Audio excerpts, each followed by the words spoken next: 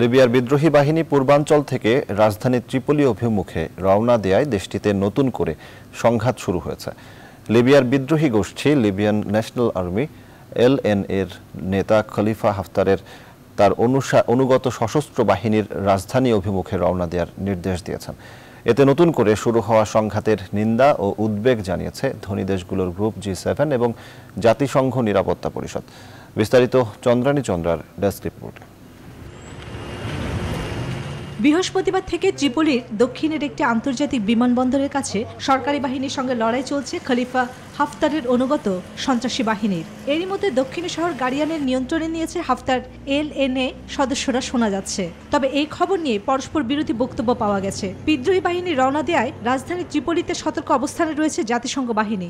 Tripoli সরকার সমর্থক সশস্ত্র গোষ্ঠীগুলো শুক্রবার বার্তা সংস্থা রয়টার্সকে জানিয়েছে তারা বহু এলএনএর সদস্যকে বন্দী করেছে। বৃহস্পতিবার লিবিয়ার সংকট নিয়ে আলোচনার জন্য ত্রিপোলিতে ছিলেন জাতিসংঘ মহাসচিব অ্যান্টোনিও গুতেরেস। সেদিনই নিজের বাহিনীকে রাজধানীর অভিমুখে রওনার নির্দেশ দেন এলএনএর নেতা খলিফা হাফতার। শুক্রবার বেনগাজিতে গুতেরেসের সঙ্গে সাক্ষাৎ করে হাফতার তাকে জানিয়ে দেয় সন্ত্রাসীদের পরাজিত না করা পর্যন্ত তার বাহিনীর অভিযান থামবে না। গভীর দুঃখ ভারাক্রান্ত হৃদয়ে লিবিয়া ছেড়ে যাচ্ছেন বলেন জাতিসংঘ মহাসচিব অ্যান্টোনিও গুতেরেস। সেই সাথে টুইটে একই কথা উল্লেখ করেন। পরিস্থিতি নিয়ে গভীর উদ্বেগ থাকলেও আশা করছি ত্রিপোলিতে নতুন করে যুদ্ধ এড়ানোর উপায় রয়েছে। জাতিসংঘ প্রতিজ্ঞাবদ্ধ লিবিয়ার জনগণের পাশে থেকে তাদের রক্ষা করায়।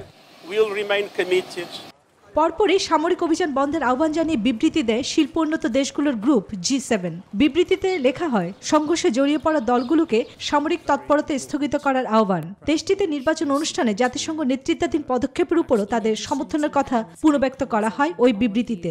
জাতিসংঘ নিরাপত্তা পরিষদ ও ক্রেমলিনও শান্তিপূর্ণ রাজনৈতিক উপায়ে সংঘাত সমাধানের দিকে এগুতে চায়।